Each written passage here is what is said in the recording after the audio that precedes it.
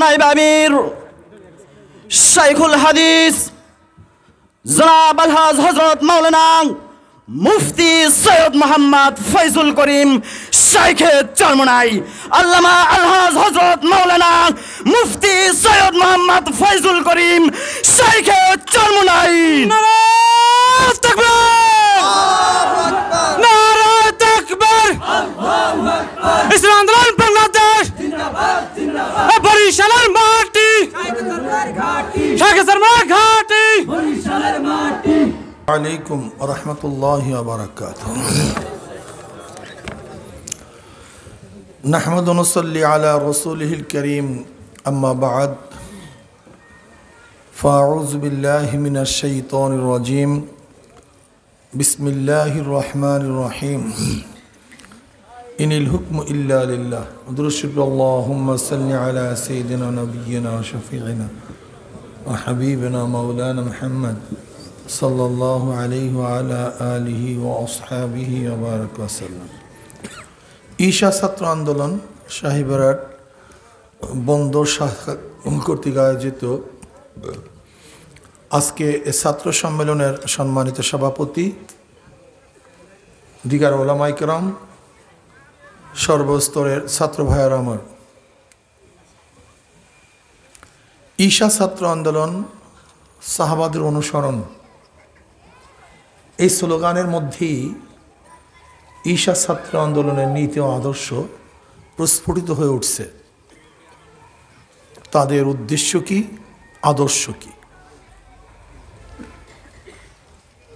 আমার জানা মতে বাংলাদেশের অন্য কোনো সংগঠনের চাই সে যে সংগঠন হোক না কেন, খাস করে ছাত্র কোনো সংগঠনের এই স্লোগান আছে মৌলিক আমার জানা নেই। সাহাবাদের অনুসরণ, ঈশা ছাত্র আন্দোলন, এই স্লোগান আমি যতটুকু জানি, আমার এলেমে যতটুকু আছে, যে এই স্লোগানের ভিত্তিতেই ঈশা ছাত্র আন্দোলন গড়ে উঠছে। সেই স্লোগান তারা দিবে ইনশা আল্লাহ। বাংলাদেশে বহুত ছাত্র সংগঠন আছে, অনেক, কিন্তু আপনি ঈশা ছাত্র আন্দোলন করবেন কেন? আমি ছাত্রলীগ করব না কেন? ছাত্র দল করব না কেন? ছাত্র সমাজ করব না কেন? ছাত্র ইউনিয়ন করব না কেন? ছাত্র শিবির করব না কেন? অন্যান্য সংগঠন করব না কেন? কারণটা কি? ঈশা ছাত্র আন্দোলন করব কেন? করব ঈশা ছাত্র আন্দোলন সাহাবাদের অনুসরণ। এই কারণে ঈশা ছাত্র আন্দোলন রুহানিয়াত ও জিহাদের সমন্বিত প্রয়াস। এই কারণে আমি ঈশা ছাত্র আন্দোলন করব। ছাত্রলীগ, ছাত্রদল, ছাত্র সমাজ, ছাত্র ইউনিয়ন, তাদের গোটা কর্মসূচি দুনিয়া ভিত্তিক। আমি এই ডেভেলপ করব, রাস্তা করব, মানুষের অধিকার ফিরিয়ে দিব, যে স্লোগানগুলি আছে সব কি ভাই দুনিয়া, ইহ জগৎ। তাদের প্রোগ্রাম, প্রক্রিয়া, নীতি, আদর্শ সব দুনিয়া ভিত্তিক। দুনিয়া ভিত্তিক হওয়া সত্ত্বেও তারা কিন্তু দুনিয়া ভিত্তিক সেই আদর্শকে বাস্তবায়ন করতে পারে নাই, সাকসেস হতে পারে নাই। কারণ এই দেশ স্বাধীন হয়েছিল তিনটা মৌলিক স্লোগানের ভিত্তিতে: সাম্য, মানবিক মর্যাদা, ন্যায় বিচার। সাম্য, সবাই সমান। আমি বাংলাদেশের নাগরিক, সেই হিসাবে আমি ধনী, গরিব, শিক্ষিত, মূর্খ, যেই হই না কেন, যেই দল করি অথবা নাই করি, আমি নাগরিক হিসাবে আমার অধিকার সমান। কিন্তু আজকে কি দেখছি? সাম্যতা রক্ষা করতে পারি নাই, সাম্যতা নাই। বরং যখন যেই দল এদেশের শাসক ছিল, তাদের দলের লোকজনই তারা এদেশের স্বার্থ অর্জন করেছে, কিন্তু জনসাধারণ স্বার্থ অর্জন করতে পারেনি। চাকরির ক্ষেত্রে যখন যেই দল ছিল তারা প্রাধান্য পেয়েছে, যারা দলে ছিল না তারা প্রাধান্য পায়নি। দেশের রাষ্ট্রীয় সুযোগ সুবিধা যারা যখন ক্ষমতায় ছিল তারাই ভোগ করছে, কিন্তু রাষ্ট্রীয় সুবিধা সাধারণ মানুষ ভোগ করতে পারে নাই, তা সাম্যতা রক্ষা করতে পারেনি। আমরা জানিই না বাংলাদেশ কেন স্বাধীন হয়েছিল, কোন স্লোগানের ভিত্তিতে স্বাধীন হয়েছিল, আমরা অনেকেই জানি না। মানবিক মর্যাদা, আজকে মানবিক মর্যাদা বলতে কিছুই নাই। আমাদের মা বোনরা ধর্ষিত হচ্ছে, গরিবের অধিকার ফিরে পাচ্ছে না। আস্তে দেখা যায় যে মানবিক মর্যাদার অবস্থা এত নিচু অবস্থায় চলে গেছে, গুম হয়, খুন হয়, মানুষকে ক্রসফায়ারে দেয়। এই কি মানবিক মর্যাদা? ক্রসফায়ারে মানুষকে দেয়া, গুম করা। আজকে মানুষের অধিকার রক্ষা করতে পারছে না। এর জন্য কি আমরা দেশের স্বাধীনতা চেয়েছিলাম, স্বাধীন করেছিলাম? অবশ্যই না। আজকে ন্যায় বিচারের অবস্থা তো আপনারা ভালো মতোই জানেন যে কি চলতেছে বিচারের নামে। তা সাম্য, মানবিক মর্যাদা, ন্যায় বিচার আমরা করতে পারি নাই। আজকে আমরা কি দেখেছি যে বাংলাদেশে যে বরাদ্দ হয় বর্তমানে তার 70% টাকা চুরি হয়। আমরা কি দেখেছি, একজন জেলার ছাত্র সংগঠনের সভাপতি, এই যেমন ফরিদপুর জেলার বর্তমানে একটা উদাহরণ দেই, ছাত্রলীগের সভাপতি, পত্রিকায় দেখেছেন 2000 কোটি টাকা পাচার করছে। 2000 কোটি টাকা। এত আমাদের মুখ উচ্চারণ করতে মনে হয় ওজন ওজন লাগে, কি কথা ঠিক না? অথচ তার পদবি কি? ফরিদপুর জেলা ছাত্রলীগের সভাপতি। শুধু 2000 কোটি টাকা এ দেশ থেকে বিদেশে পাচার করছে। 70% টাকা চুরি হয়, বরাদ্দকৃত টাকা 70% টাকা চুরি হয়।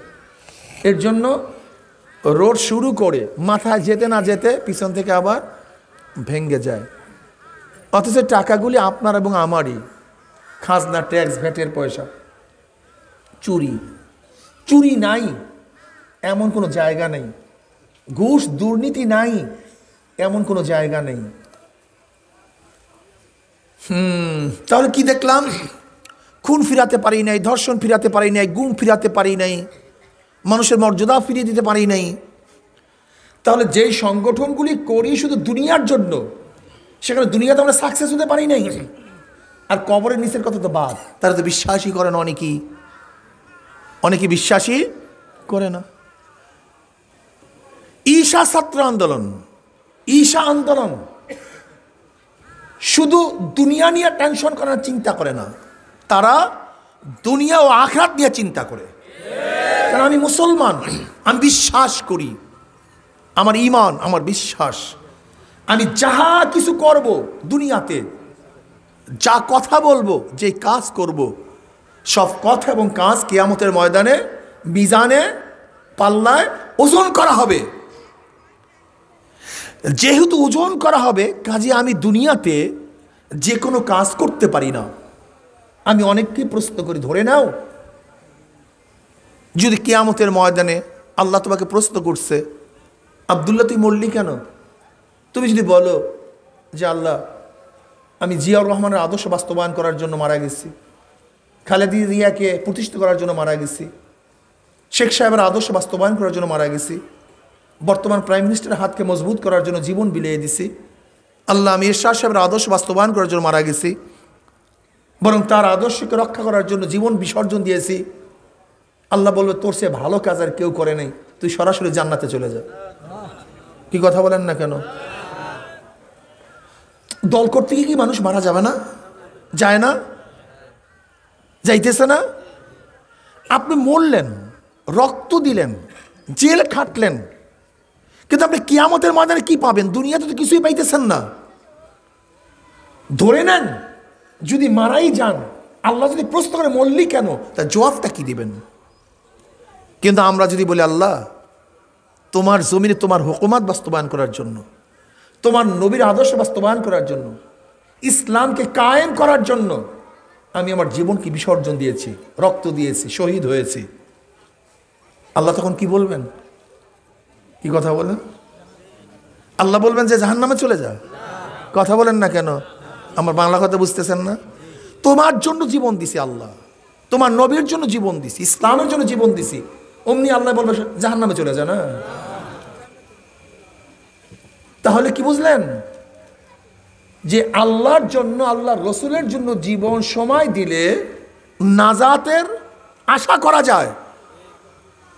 তাহলে আমরা দুনিয়াতে যদি কিছু না পাই, আমি বিশ্বাস করি যে আখিরাতে সব কিছু পাবো, তাহলে দুনিয়াতে কিছু না পাইলেও আমাদের লাভ। কিন্তু যারা দুনিয়াবি সংগঠন করেন তারা খসেরাত দুনিয়া ওয়াল আখিরা, খসেরাত দুনিয়া ওয়াল আখিরা। আপনি দুনিয়া করতে গিয়ে মারা গেলেন, রক্ত দিছেন, ঠ্যাং নষ্ট করছেন, হাত ভেঙে ফেলছেন, পঙ্গু হয়েছেন, অন্ধত্ব গ্রহণ করতেছেন, আপনার স্ত্রীকে বিধবা করেছেন, আপনার বাচ্চাকে এতিম করেছেন, আপনার সম্পত্তি ধ্বংস করেছেন, ইজ ইকুয়াল টু সব রেজাল্ট জিরো, কিচ্ছু না। আর আমি যদি আল্লাহর জন্য কাজ করতে পারি, দুনিয়াতে কিছু পাই অথবা নাই পাই, আমি বিশ্বাস করি এটা আমার নাজাতের উসিলা হয়ে যাবে, এটা মুক্তির উসিলা হয়ে যাবে। আর ইসলামের বাহিরে কোনোদিন সাম্যতা, মানবিক মর্যাদা এবং ন্যায় বিচার হতে পারে না। আপনারা বলতে পারেন হুজুর ইসলামী হুকুমাত আসলে হিন্দুদের কী অবস্থা হবে, খ্রিস্টানদের কী অবস্থা হবে? আসলে ইসলাম সম্পর্কে আপনি জানেনই না। ওমর ইবনে খাত্তাব রাদিয়াল্লাহু জামানায় আমর বিন আস রাদিয়াল্লাহু তাআলা আনহু ইরাকের গভর্নর ছিল, তার ছেলে ছিল মুহাম্মদ। সে এক আরোহী, ঘোড়া আরোহীকে সামনে পেয়েছে, সে বলতেছে ঘোড়াটা আমার, সে বলতেছে না ঘোড়া আপনার না, এটা আমার। তর্ক বিতর্কের পরে গভর্নরের ছেলে আরোহীকে ক্রাশ ক্রাশ করে একটা চাবুক মেরে দিয়েছে। সে ছিল খ্রিস্টান। সে আর বিচার নিয়ে মুহাম্মাদের বাবার কাছে যায় না, সরাসরি মদিনায় চলে গেছে ওমর ইবনে খাত্তাব রাদিয়াল্লাহু তাআলার কাছে, গিয়া নালিশ দিছে। ওমর ইবনে খাত্তাব রাদিয়াল্লাহু তাআলা বললেন এদেরকে মেহমানখানে নিয়ে যাও, আপ্যায়নের ব্যবস্থা করো। বাস ওইদিকে চিঠি লিখছে আমর বিন আসের কাছে রাদিয়াল্লাহু তাআলার কাছে, তুমি তোমার ছেলেকে সহ চলে আসো। আসছে, সাক্ষী প্রমাণে দেখা গেছে যে আসলে ঘোড়া ওই খ্রিস্টানের, এবং অবৈধভাবে তাকে চাবুক দিয়েছে। কাকে চাবুক দিয়েছে? খ্রিস্টানকে। কে দিছে? গভর্নরের ছেলে। এবার ওমর ইবনে খাত্তাব রাদিয়াল্লাহু তাআলা আনহু চাবুক নিয়ে ওই খ্রিস্টানকে বলছে, তুমি মুহাম্মদকে করশ করশ লাগায়া দাও। ধাম ধাম লাগায়া দিছে। এবার চাবুকটা নিয়ে আবার তার হাতে দিয়ে বলছে এবার আমাকে লাগাও। ওমর ইবনে খাত্তাব বলছে আমাকে লাগাও। বলে কেন? বলে আমার স্টেটের মধ্যে তোমাকে নিরাপত্তা দিতে পারি নাই, তোমাকে নিরাপত্তা দিতে পারি নাই, এই দোষী আমি, কাজে আমাকে তুমি চাবুক মারো। এর নাম ইসলাম, এর নাম ইসলাম। যে গভর্নর তার ছেলে অন্যায়ভাবে একজনকে আঘাত করছে, তাকে তো আঘাত করছেই করছে, কিন্তু খলিফাতুল মুমিনিন যে প্রেসিডেন্ট, সে বলছে আমি তোমাকে নিরাপত্তা দিতে পারি নাই, বিধায় তুমি আমাকেও চাবুক দাও। অথচ সেই লোক ছিল খ্রিস্টান। ইসলামী স্টেটের মধ্যে সবচেয়ে গায়রে মুসলিমরা বেশি নিরাপত্তা লাভ করে, বেশি নিরাপত্তা লাভ করে। এর জন্যই তো পাক ভারত উপমহাদেশে মুসলমানরা যখন শাসক ছিল এই গোটা এরিয়ার মধ্যে 1-2 বছর না, 750, 800, 900 বছর পর্যন্ত শাসক ছিল। অথচ মুসলমানের পার্সেন্টেজ ছিল মাত্র 2। মুসলমানের পার্সেন্টেজ ছিল মাত্র 2, আর বিজাতিদের পার্সেন্টেজ ছিল 98। অথচ শাসক ছিল মুসলমান। এর কারণটা কি? গায়রে মুসলিমরা মুসলমান শাসকদের কাছে সবচেয়ে বেশি আমানত, সবচেয়ে বেশি নিরাপদ। এর জন্য তারা চায় নাই কোনো অবস্থাতেই মুসলিম শাসক আমাদের দেশ থেকে চলে যাক। এই যে আমাদের চরমনাই, এই তো দেখেন চরমনাই গিয়া দেখবেন ওখানে তো হিন্দু আছে, কিন্তু আমাদের চেয়ারম্যান সাহেব বিচারের ক্ষেত্রে কে হিন্দু কে মুসলিম কোনোদিন ভেদাভেদ করেনি। শুধু তাই নয়, আমাদের এলাকার হিন্দুরা পূজার সময় যখন বরিশাল আইন শৃঙ্খলার মিটিং হয়, তারা বলছে চরমনাইয়ের জন্য আপনাদের পুলিশের প্রয়োজন নেই। বলে কেন? বলে নিরাপত্তার জন্য হুজুররাই যথেষ্ট। এই জিজ্ঞাসা করেন। ইসলাম সম্পর্কে আমরা জানি না, ইসলাম জানি না, বুঝাতেও পারি না, বুঝতেও চাই না। আমি মুসলমান, আমার নাম ইসলাম অনুযায়ী। আমি মুসলমান, আমার বাপ মার বিবাহ হয়েছে ইসলাম অনুযায়ী। আমি মুসলমান, আমার কাপড় হবে ইসলাম অনুযায়ী। আমি মুসলমান, আমার জানাজা হবে ইসলাম অনুযায়ী। আমি মুসলমান, আমার দাফন হবে ইসলাম অনুযায়ী। আমি মুসলমান, আমার সব যদি ইসলাম অনুযায়ী হয়, তার রাজনীতি হবে কি অনুযায়ী? কি কথা বলেন না কেন? না, এখানে হবে খ্রিস্টান অনুযায়ী, ইহুদি অনুযায়ী, কাফের অনুযায়ী, বেঈমান অনুযায়ী, আমেরিকা অনুযায়ী, রাশিয়া অনুযায়ী, চীন অনুযায়ী, ভারত অনুযায়ী। তোমার চেয়ে বড় কপাল পোড়া কেউ হতে পারে না। তুমি কপাল পোড়া, তুমি কপাল পোড়া। তুমি ডেমোক্রেসি বাস্তবায়ন করতে চাও, জানো ডেমোক্রেসি কি করছে? তুমি কমিউনিজম বাস্তবায়ন করতে চাও না, তুমি কমিউনিজম কি করছে? তুমি সেকুলার বাস্তবায়ন করতে জানো, সেকুলার কি করছে? বড় বড় বেঈমানরা করছে এই নীতি আদর্শ। আর ইসলাম করছে জনাবে মুহাম্মদ রাসূলুল্লাহ সাল্লাল্লাহু আলাইহি ওয়াসাল্লাম। আমি মুসলমান, আমি কার্ল মার্কস, মাও সুতুন কাউকে নেতা মানি না। আব্রাহাম লিঙ্কনকে আমি নেতা মানি না, আমি নেতা মানি জনাবে মুহাম্মদ রাসূলুল্লাহ সাল্লাল্লাহু আলাইহি ওয়াসাল্লামকে। ক্লিয়ার কাট কথা। এর জন্য যারা মুসলমানের সন্তান, তারা ঈশা ছাত্র আন্দোলন করবে ওই মুসলিম হিসাবে দুনিয়া আখিরাতে নাজাত পাওয়ার জন্য। গায়রে মুসলিমরা ঈশা ছাত্র আন্দোলন করবে দুনিয়াতে মুক্তি পাওয়ার জন্য, দুনিয়াতে শান্তি পাওয়ার জন্য। মুসলমানরা করবে দুনিয়া আখিরাতে মুক্তি পাওয়ার জন্য, আর গায়রে মুসলিমরা করবে দুনিয়াতে শান্তি পাওয়ার জন্য। যদি ইসলাম ব্যতীত কেউ কোনোদিন কাউকে শান্তি দিতে পারেনি। কাজে এর জন্য আমি প্রত্যেকটা ছাত্রকে বলবো, প্রত্যেকটা মানুষকে বলবো, আমি শুধু দুনিয়া নিয়ে চিন্তা করতে পারি না, দুনিয়া ও আখিরাত, দুনিয়া ও আখিরাত। কারণ ঈশা ছাত্র আন্দোলনের মধ্যে দুনিয়াও আছে, আখিরাতও আছে। দুনিয়াতে কিছু না পেলেও আমি গর্ব করি, আমি বিশ্বাস করি ইনশাআল্লাহ আখিরাতে কিছু পাবো। কি কথা ঠিক না? আর যারা অন্য অন্য সংগঠন করেন, দুনিয়া যদি না পান, খাসরাত দুনিয়া ওয়াল আখিরা, দুনিয়াও বরবাদ, আখিরাতও বরবাদ। বলতে পারেন শিবির। দেখেন ভাই, শিবিরের ছাত্রদের সাথে আমাদের ছাত্রদের আপনি কম্পেয়ার করেন, আপনি দেখুন। জামাতের লোকের সাথে আমাদের লোকের এটা কম্পেয়ার করেন, আপনি দেখুন। আমরা কেন করি না? কারণটা কি? আমরা বলি বাংলাদেশে দল তিনটা। দল কয়টা ভাই? 14 দল, 20 দল ইসলামী দল। কি কথা বলেন না কেন? 14 দল, 20 দল ইসলামী দল। 14 দলের নেত্রী শেখ হাসিনা, 20 দলের নেত্রী খালেদা জিয়া, ইসলামী দলের নেতা পীর সাহেব চরমনাই। কাজী আমি ইসলাম চাই, ইসলাম করতে চাই না। আমার নেত্রী খালেদা জিয়া, না আমার নেত্রী শেখ হাসিনা, আমার নেতা পীর সাহেব চরমনাই।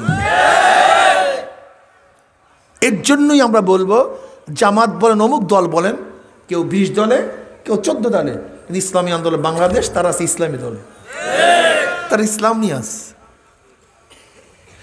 যারা 20 দল করছেন, 14 দল করছেন, দুনিয়ার থেকে কি হয়েছে? আপনাদের কি পেয়েছেন?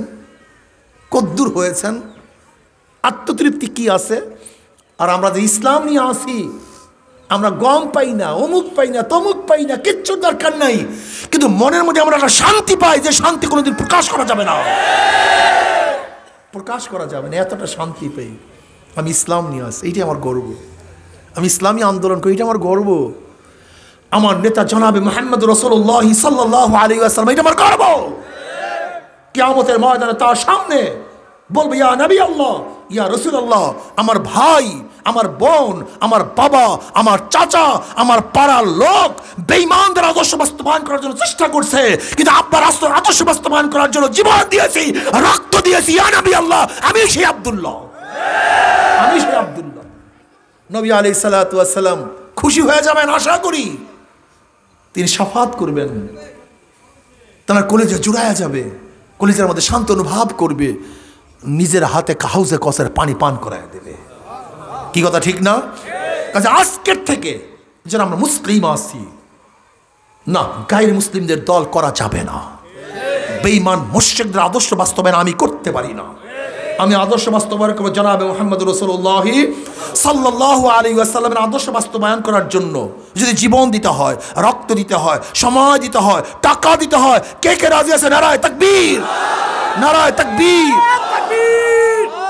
নারায়ে তাকবীর, আল্লাহু আকবার। ঈশা ছাত্র আন্দোলন জিন্দাবাদ, জিন্দাবাদ, জিন্দাবাদ, জিন্দাবাদ। ঈশা ছাত্র আন্দোলন আজকের থেকে আমি সমস্ত ছাত্রদের বলবো, আমার ছাত্র বন্ধুরা, তোমাদেরকে একটা আশ্বস্ত করতে পারি, ঈশা ছাত্র আন্দোলন করলে গাজার কলকি ধরতে হবে না, ইয়াবাখোর হবে না, ইনশাআল্লাহ গাজাখোর হবে না, মদ্যপায়ী হবে না, ধর্ষক হবে না, জুয়াখোর হবে না, এবং ঐশীর মতো এরকম বাচ্চা তৈয়ার হবে না যার মাধ্যমে বাবাও খুন হবে, মাও খুন হবে।